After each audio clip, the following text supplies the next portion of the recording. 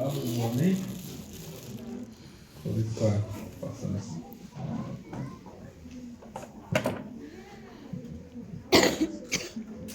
Bom, como vocês podem ver, todo mundo consegue ler, a mensagem intitulada Os 10 Mandamentos é um tema, acho que ninguém nunca ouviu falar aqui, talvez, um tema criativo, inovador. A gente tem alguma visita aqui na igreja, que não é da igreja adventista? Tá, então, boa parte do... temos uma visita. Chega, legal. Então, talvez algumas coisas sejam novidade, mas eu vou tentar devagarinho explicando detalhe por detalhe. Bom, quando a gente fala de 10 mandamentos, a gente está falando das leis de Deus. E a gente está falando também, e a gente vai ver mais detalhadamente, a gente está falando do caráter de Deus. E por fim, a gente está falando também das bênçãos de Deus. Mas é importante a gente definir o que é essa lei de Deus, então, né? Porque a gente vai encontrar na Bíblia, nas Escrituras, várias referências à lei de Deus. A gente vai encontrar a lei e os profetas. Geralmente, quando a gente lê a lei e os profetas, a gente encontra isso a maior parte do tempo, ou todas as vezes eu acho que é escrito a lei e os profetas. São no Novo Testamento, porque essa frase ela se refere ao Antigo Testamento. Então, a lei e os profetas é o Antigo Testamento inteiro. A lei de Moisés, ela é referida diversas vezes na Bíblia. E a lei de Moisés, ela se refere ao Pentateuco. Então, a lei e os profetas, todo o Antigo Testamento. A lei de Moisés, o Pentateuco, são os 5 primeiros livros, né? Gênesis, Êxodo, Levítico, Números, Deuteronômio. Os 5 primeiros. E a gente vai encontrar várias vezes também escrito a lei, ou os mandamentos. E quando a gente encontra assim, é sempre necessário dar uma examinada no contexto, mas a maior parte das vezes aí aqui a lei, só a lei, se refere aos 10 mandamentos. E os mandamentos se referem aos 10 mandamentos. E onde que a gente encontra esses mandamentos na Bíblia? A gente encontra lá em Êxodo, capítulo 20. Então vamos abrir a Bíblia, vamos fazer uma oração. Senhor Deus, amado Pai, nós vamos abrir as tuas sagradas escrituras. Então te pedimos que possa nos acompanhar neste momento, possa nos dar entendimento das tuas escrituras, nos ilumine com o conhecimento para que possamos interpretá-las corretamente. Só que te pedimos em nome de Jesus. Amém. Então vamos encontrar Êxodo, capítulo 20, onde nós temos enumerados aqui os mandamentos. Eu vou só ler resumidamente aqui, né? Eu acho que a maioria aqui já conhece todos, né? Mas eles são enumerados. Não terás outros deuses diante de mim, não farás para ti imagem de escultura, não tomarás o nome do Senhor teu Deus em vão, lembra-te do dia de sábado, honra teu pai e tua mãe, não matarás, não adulterarás, não furtarás, não dirás falso testemunho contra o teu próximo e não cobiçarás. Não cobiçarás várias coisas. Esses são os 10 mandamentos. A gente também pode subdividir eles em 2 grupos de mandamentos. Os primeiros 4 que dizem respeito à nossa relação com Deus. Então, amarás a Deus. São 4 mandamentos. E os últimos 6 que dizem respeito à nossa relação com o próximo. Né? Então, amarás ao próximo como a si mesmo. Esse resumo, ele não significa que os 10 mandamentos deixaram de ser válidos. Né? Existem 2 mandamentos. A Bíblia é clara, se resume em 2 mandamentos. Isso não anula os 10 mandamentos. Né? Importante. Bom, por que a gente chama de os 10 mandamentos? Né? A gente tem uma referência bíblica sobre esse texto, lá em Êxodo 34, 28. As próprias escrituras se referem aos mandamentos. Então, Êxodo 34, 28.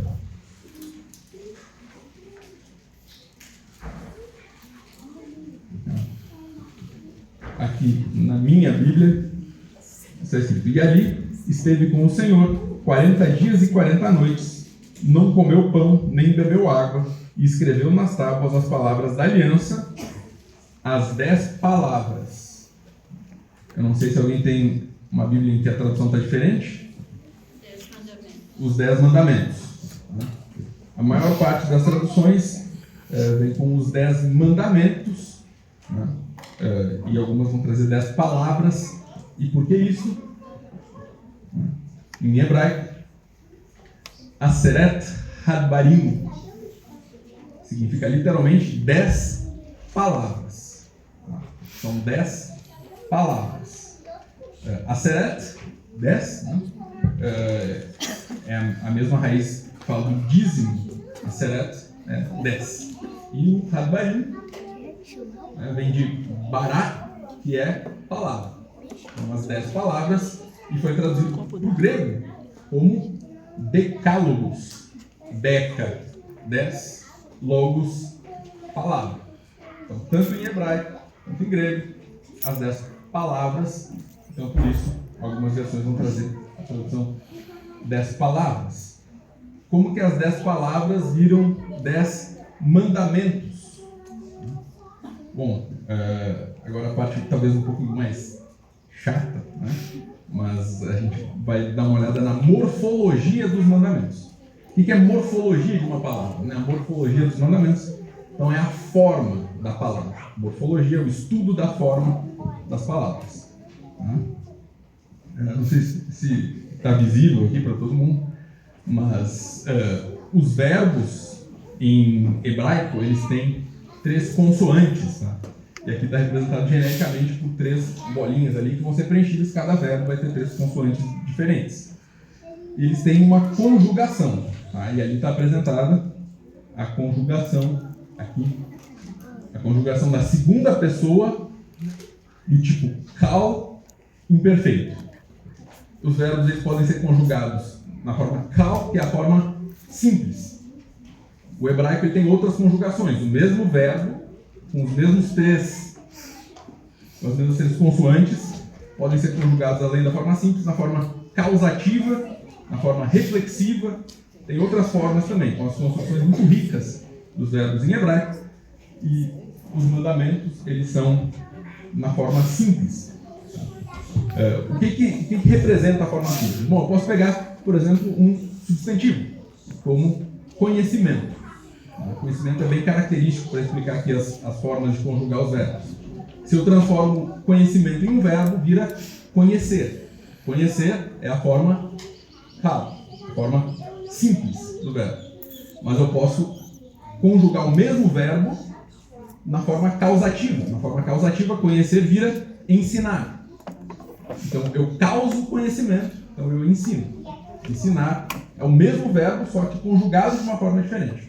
E eu posso conjugar também na forma reflexiva.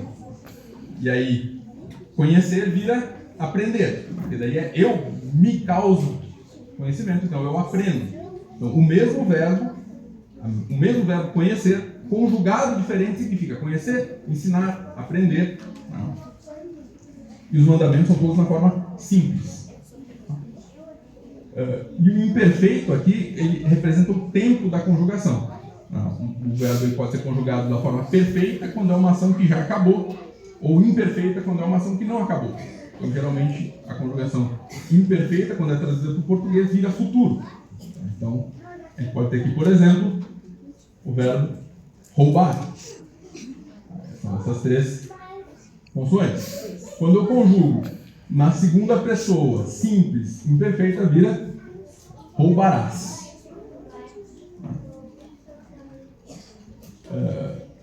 E aí a gente tem a forma de negar um verbo. Em hebraico eles têm 2 formas de se negar um verbo, e aqui está a chave do porquê que eles são mandamentos. Tá? Essa primeira forma aqui significa não, e ela é um não forte. É um não com ênfase. Seria parecido com o imperativo. Tá? Quando você usa esse não aqui, junto com a forma simples, é como um imperativo na língua portuguesa. Né? O hebraico ele tem uma conjugação imperativa, além da causativa, da reflexiva, tem a imperativa, mas só para coisas que são para fazer.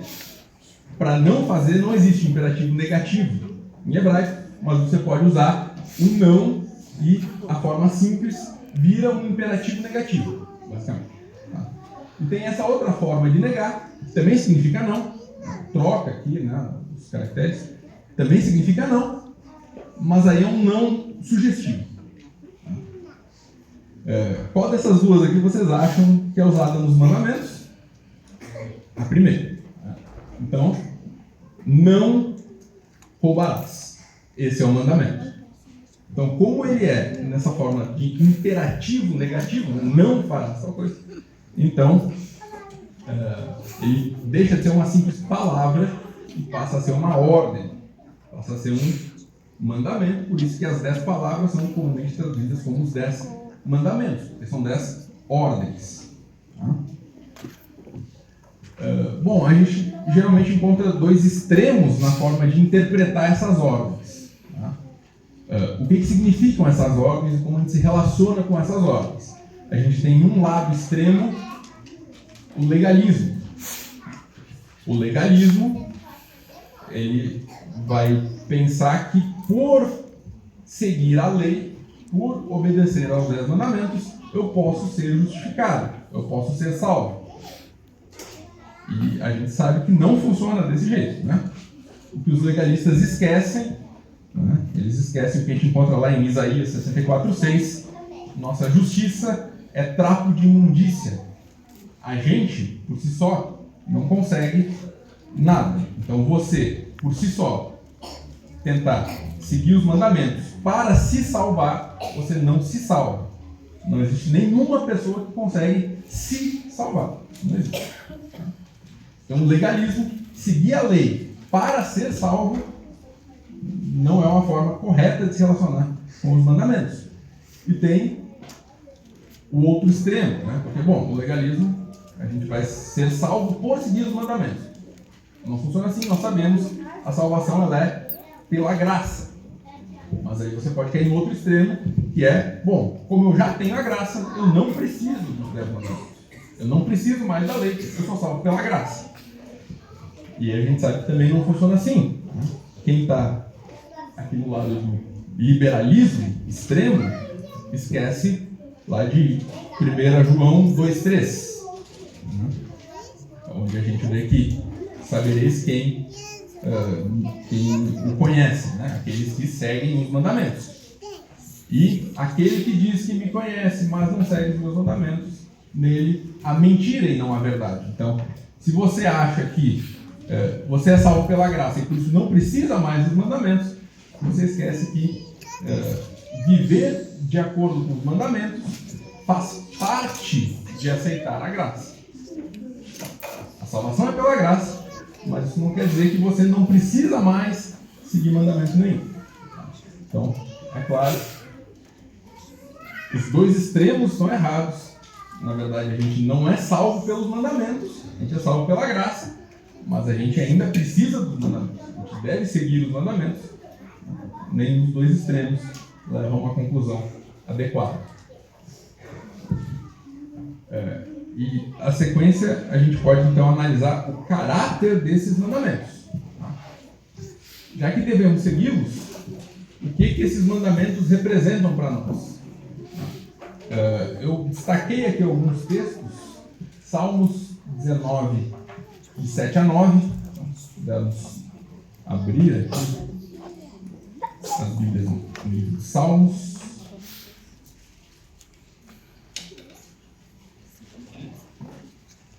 Salmos 19, versos 7 a 9.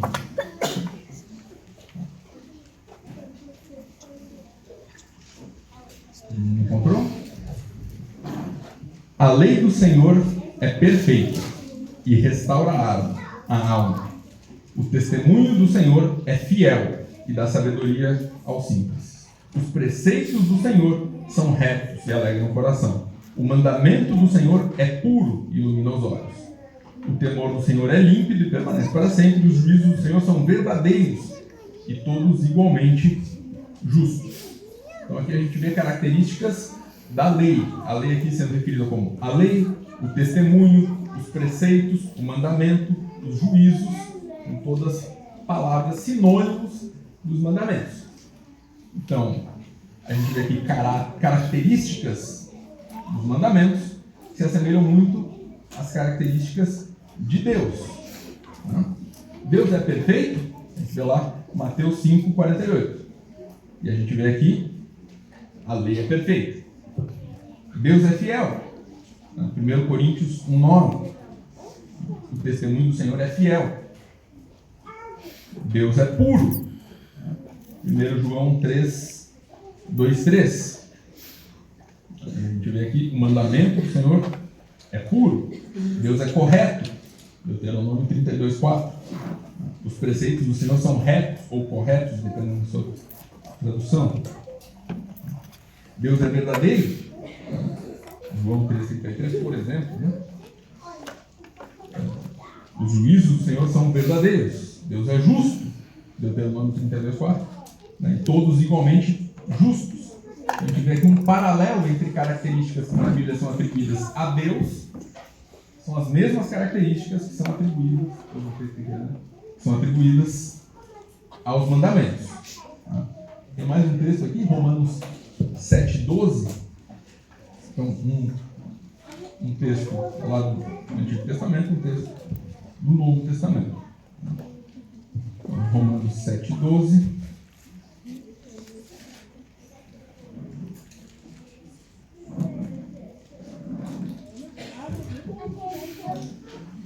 Nós lemos: por conseguinte, a lei é santa e o mandamento santo, justo e bom.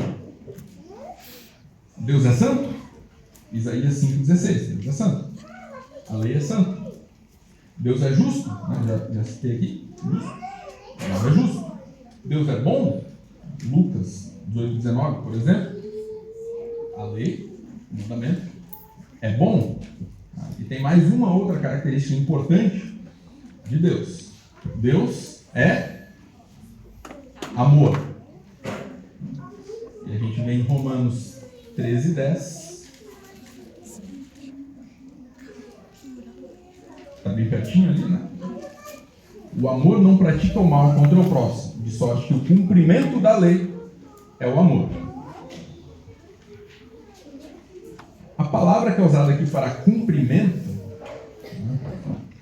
é uma palavra que significa encher. Então, completar, né? É pleroma. Pleroma é encher. Não é a mesma coisa que você usaria para encher um copo. Então, encher a lei é amor. A lei se enche de amor. Então, se algo se enche, por exemplo, se você enche um copo, o copo fica cheio, qual que é o formato do que está ali dentro? É o formato do copo. Se a lei se enche de amor, o formato da lei é também amor. Então, a palavra aqui para cumprimento da lei é completar a lei, encher a lei é amor. Então, essa importantíssima característica. Lei é amor. Eu separei só esses textos, mas tem várias outras referências na Bíblia. Né? Salmo 119, a gente vê várias também características dos mandamentos. Os mandamentos, eles refletem o caráter de Deus. São coisas que não são... não tem como separar. Você não tem como separar o caráter dos mandamentos do caráter de Deus. São a mesma coisa, são amarrados. Né? O caráter de Deus é o caráter da lei também.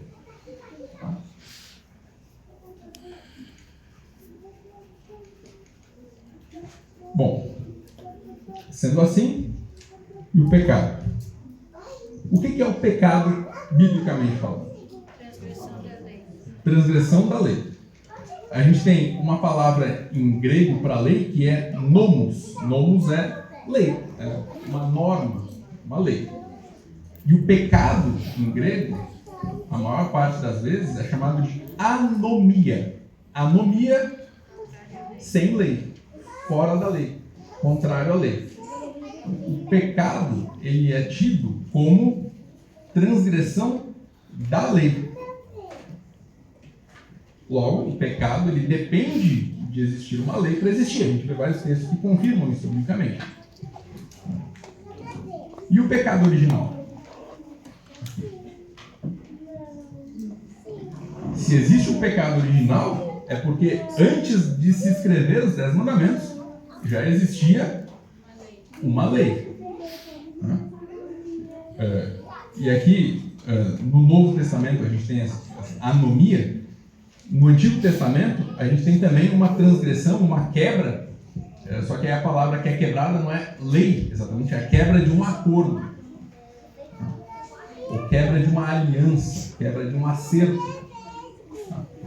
Então, o pecado original é a quebra do primeiro acordo entre Deus e o homem. Não comerás do fruto da árvore do bem e do mal. Então, o pecado original é a primeira quebra, a primeira transgressão. E quando você quebra, quando você transgride, quando você se afasta da lei, se a lei e Deus têm o mesmo caráter, se afastar da lei, logicamente, é se afastar de Deus. Por isso que o pecado original é o primeiro momento em que o homem se afasta de Deus. O que acontece depois que o homem peca pela primeira vez? Ele se esconde. Ele se esconde e Deus vai atrás do homem. Então o homem se escondeu de Deus depois do pecado.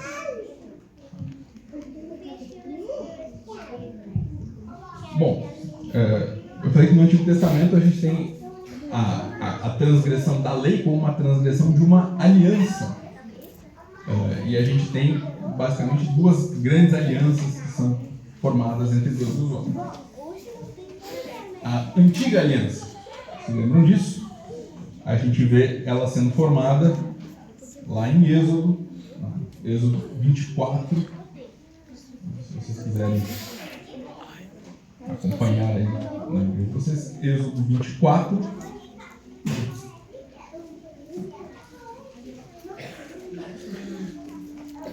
Nós temos a aliança de Deus com Israel, esse título aqui que tem na minha Bíblia. O que a gente vê sendo feito aqui? O que é uma aliança? Ou a palavra que é traduzida como aliança? Como se fosse um contrato. Então você pensa, você vai fazer um contrato de prestação de serviço, um contrato de compra e venda de imóvel, um contrato qualquer. Um contrato envolve duas partes, envolve termos, esses termos são acordados e ambas as partes assinam o contrato. Ambas as partes concordam com aquilo. A aliança não foi diferente. O que os homens falaram para Moisés e para o Senhor? A primeira vez que isso é dito se repete aqui no capítulo 24, mas Êxodo 24, 3. O versículo começa, mas ele termina com tudo o que falou o Senhor, faremos. Então é o povo de Deus concordando. Tudo o que falou o Senhor, faremos. Essa é a antiga aliança. Ela é firmada entre Deus e os homens, com os homens dizendo tudo o que o Senhor falou, nós faremos. Eles fizeram? Não. E aí nós temos uma nova aliança. Um erro muito comum é pensar que a antiga aliança está associada aos 10 mandamentos, a nova aliança não. Mas esse é um pensamento incorreto. A nova aliança, se a antiga aliança a gente encontra lá no Antigo Testamento, a nova aliança a gente vai encontrar primeiro também no Antigo Testamento. Ela é prometida já no Antigo Testamento. Jeremias 31. E eu confesso que esse texto aqui de Jeremias eu aprendi estudando para essa mensagem. Eu não conhecia. Mas eu sabia que ele era referenciado, mas eu não lembrava dele no Antigo Testamento. Ele é referenciado no Novo Testamento. Mas ele já é prometido por Jeremias. Então, Jeremias 31. Eis aí, vem dias, diz o Senhor, em que firmarei nova aliança com a casa de Israel e com a casa de Judá. Não conforme a aliança que fiz com seus pais, no verso 32. No dia em que os tomei pela mão para os tirar da terra do Egito. Porquanto eles anularam a minha aliança, não obstante eu os haver desposado, diz o Senhor. Então, tudo que o Senhor diz, nós faremos, nós obedeceremos. Obedeceram? Aqui, não é? Eles anularam a minha aliança. No versículo 33, porque esta é a aliança que firmarei com a casa de Israel depois daqueles dias, diz o Senhor. Na mente lhes imprimirei as minhas leis, também no coração lhes inscreverei. Eu serei o seu Deus e eles serão o meu povo. A gente vê então uma antiga aliança sendo firmada por homens dizendo: eu farei, eu obedecerei. Não deu certo. A gente vê lá no texto de Hebreus, né? A gente está estudando isso inclusive na lição da escola sabatina. A antiga aliança era imperfeita. Se não fosse, não precisava uma nova. Né? Paulo vai dizer isso. Se a antiga aliança fosse perfeita, não precisava outra. Como há uma nova aliança, isso aponta para uma antiga aliança com imperfeições. E a nova aliança, ela é firmada por Deus falando: eu imprimirei as minhas leis na sua mente. Eu inscreverei as minhas leis no coração. Então, por que a segunda aliança, a nova aliança, se torna perfeita? Porque agora ela não depende do nosso caráter falho em seguir as leis. Ela depende de Deus inscrever as leis no coração. Agora, a lei mudou? Não. Então você pode pensar num contrato, o primeiro contrato, né, você assinou a via e entregou para Deus. O segundo contrato, agora Deus está assinando a via dele e te entregando. Ó, as minhas leis vão ser expressas na sua mente. Mas os termos do contrato são os mesmos. Veja, a nova aliança ela é firmada por Deus dizendo: imprimirei as minhas leis. As leis são as mesmas. Então, a antiga aliança e a nova aliança são firmadas com base nos mesmos termos dos 10 mandamentos. E aqui a gente tem a tábua, acho que não sei se dá para ver bem, mas aqui nos mandamentos está bem aquilo que a morfologia, né? Não e a conjugação simples de todos os verbos. Em hebraico funcionava assim. Aqueles que são mandamentos. Então temos duas alianças, uma nova aliança perfeita. Uma aliança que tem responsabilidade nossa nos mandamentos, mas tem também, né, a ação de Deus na aliança agora. E não só a ação humana em obedecer. Porque nós sabemos, nossa justiça é trapo de imundícia. A gente sozinho não consegue. Bom, então temos leis. Nós devemos seguir essas leis. Por que devemos seguir essas leis? Claramente não é para a gente se salvar, porque a gente já viu, salvação por obras não existe, salvação por seguir a lei não existe, não é assim que funciona. Então, por quê? A Bíblia aponta bênçãos para aqueles que seguirem as leis.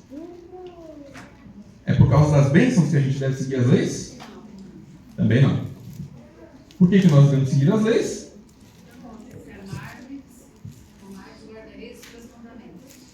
Exatamente. Nós devemos seguir as leis por amor.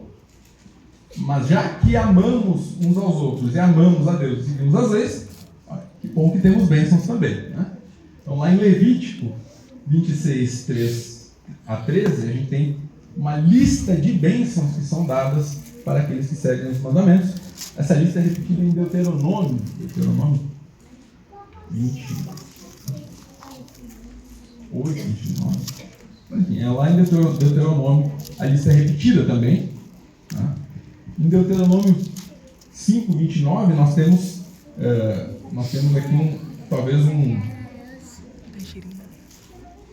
uma das frases de Deus poderosíssima, uma das poderosas frases de Deus. Então, Deuteronômio 5:29.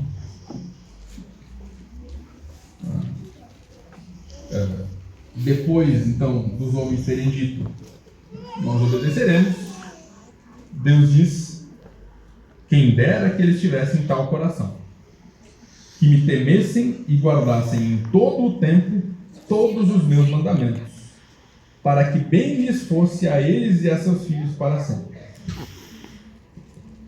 Então, seguir todos os mandamentos, todo o tempo, tem qual consequência? O bem. Que bem lhes fosse a seus filhos para sempre. E a gente tem um outro texto em Tiago 1:22-25, bastante conhecido também.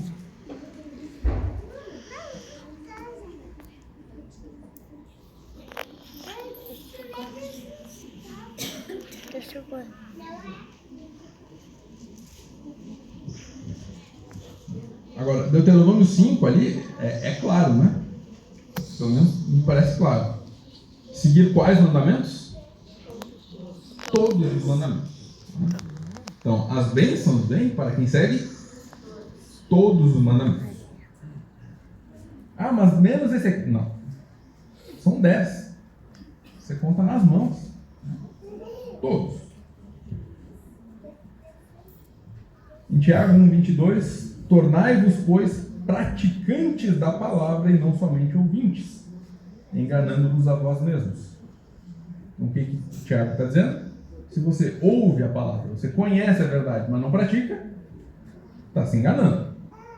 Porque se alguém é ouvinte da palavra e não praticante, assemelha-se ao homem que contempla no espelho o seu rosto natural, pois assim mesmo se contempla e se retira e para logo se esquece de como era a sua aparência. Então, você ouvir a palavra e não praticar, você está conhecendo os mandamentos, você está aprendendo o que deve ser feito, olhando para a sua cara no espelho, a sua cara natural, a sua cara falha, olhando isso e vendo, eu sou falho. Tem coisas que tem que mudar. Muito bom, valeu, vamos embora agora. Você esquece daquilo. Isso é ouvir os mandamentos e não praticar. E aí em Tiago 1:25 continua: mas aquele que considera atentamente na lei perfeita, lei da liberdade, e nela persevera, não sendo ouvinte negligente, mas operoso praticante, esse será bem-aventurado no que realizar. Aqui mais uma promessa, né? Mais uma promessa. Será bem-aventurado, será feliz, terá sucesso no que realizar aquele que faz o quê? Considera atentamente a lei. Aqui mais uma característica, né? Ela já tinha dito que ela é perfeita, novamente, a lei perfeita. E uma outra característica importante: lei da liberdade. Isso aqui às vezes traz um pouco de... parece um contrassenso, né? Lei da liberdade. A gente vai encontrar no Novo Testamento duas leis. Uma lei da escravidão, referida por Paulo, a lei do pecado. E aqui Tiago fala da lei da liberdade, a lei perfeita, a lei de Deus. Mas não é um monte de coisa que eu não posso fazer?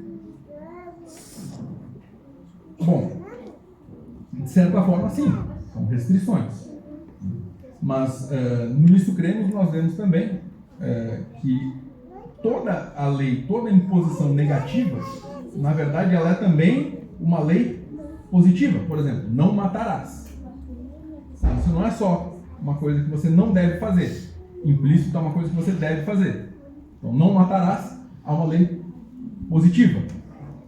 Não só viverás, como promoverás a vida. Não matarás, promoverás a vida. todos os mandamentos colocam algo proibido, né? Algo que você não deve fazer, implicitamente tem coisas que você deve fazer. E essas coisas que você deve fazer, elas são coisas que te libertam. Ah, mas eu sou obrigado a fazer. Não. Veja, a lei da liberdade, ela é a lei que te permite escolher seguir a lei. A lei do pecado, ela não permite você escolher. Se você tem pecado, você não tem mais escolha. Se você se entrega às drogas, por exemplo, você se torna viciado, você não escolhe mais. Ao álcool, você não escolhe mais. Aos vícios, em geral, você não escolhe mais. Você comete um pecado, você transgride uma lei, você fica enrolado, você não consegue mais sair dali. Não tem mais escolha. Agora você é escravo da lei do pecado. Ao contrário, a lei de Deus, ela é a lei da liberdade. É a lei que te permite viver com as tuas escolhas. Não escolhas que foram feitas por ti, por um vício, por um pecado, pelo inimigo agindo na tua vida, mas escolhas que são feitas por ti, com a ajuda de Deus. Por isso, a lei, os 10 mandamentos, são referidos muitas vezes como lei do amor e lei da liberdade. Ao contrário da outra lei, que é a lei do pecado e da escravidão. Eu gostaria de fazer um paralelo, eu sempre trago paralelos com as leis da natureza. Existem leis escritas nos 10 mandamentos e existem outras leis. E eu cito aqui Ellen White para reforçar o fato de que, como princípio fundamental de toda educação, deve-se ensinar à juventude que as leis da natureza são as leis de Deus, verdadeiramente tão divinas quanto os preceitos do Decálogo. A natureza revela a Deus. As leis da natureza revelam Deus também. E veja, Ellen White é enfática, né? Tão divinas quanto os preceitos do Decálogo. O que é o Decálogo? Os 10 mandamentos. Então, as leis da natureza são tão divinas quanto os 10 mandamentos. E eu pergunto para você, aqui deformou um pouquinho, né?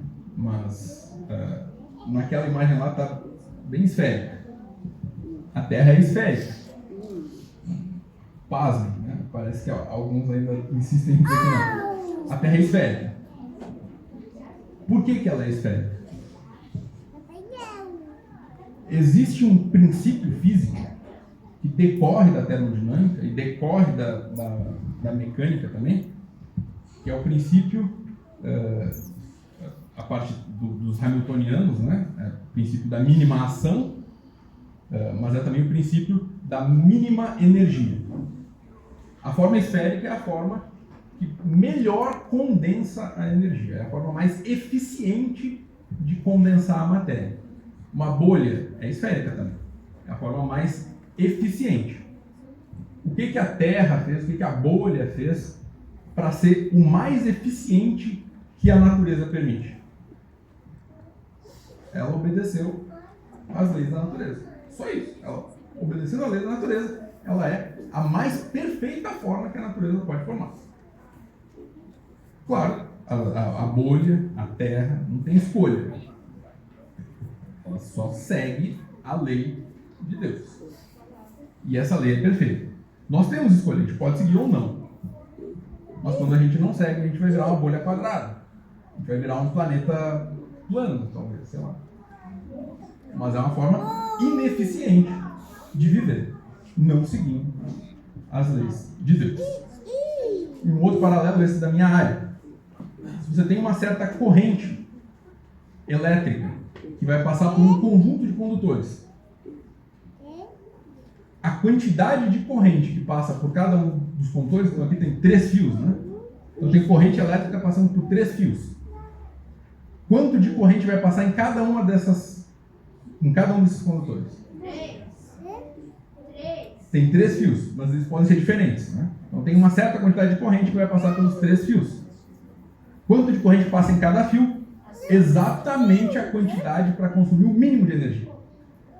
Então, se, por exemplo, eu tirar a corrente desse fio e passar para um outro, necessariamente vai consumir mais energia.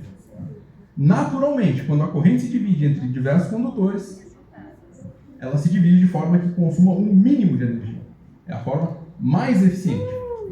os elétrons escolhem seguir uma lei de Deus? Não, eles não têm escolha. Você tem. Pense nisso como os elétrons aqui se alinhando no trânsito. Eles escolhem sempre a via com menor esforço, a via que está fluindo melhor. O ser humano, a gente sabe que não faz isso, porque tem um monte de engarrafamento.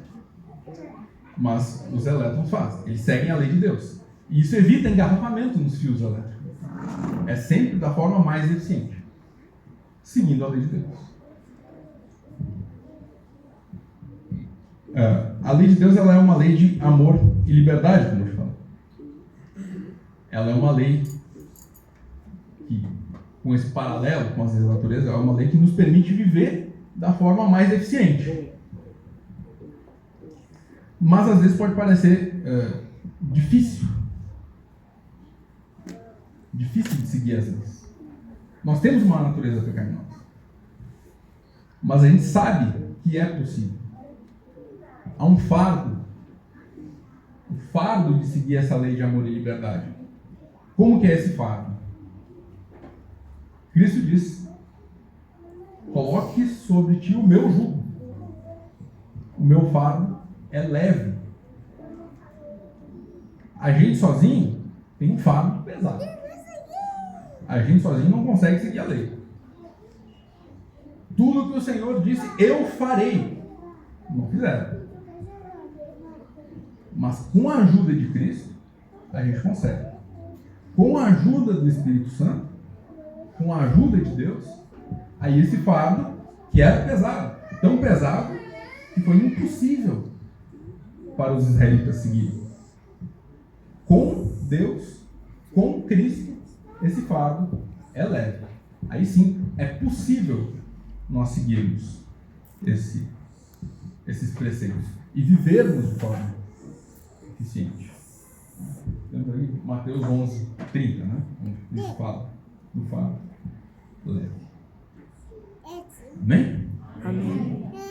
Vamos ouvir um hino, né? E vamos meditar nesse fardo leve que nós temos que seguir, mas que é importante, que pode nos levar a uma vida mais próxima de Deus. Seguir os mandamentos, se aproximar dos mandamentos, é se aproximar do caráter de Deus. Amém?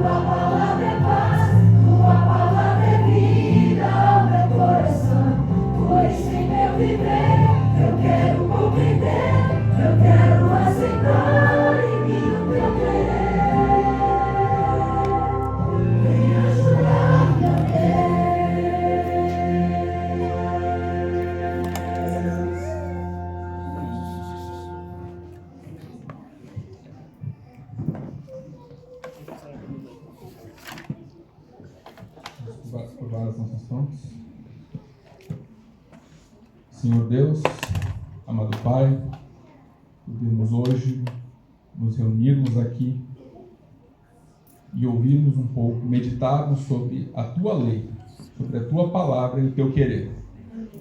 Senhor, nós sabemos que a Tua lei, o Teu querer, é sempre o melhor para nós. Nós sabemos que o Teu caráter é amor, o Teu querer é amor, e por nos amar, o Senhor deseja sempre o melhor para nós.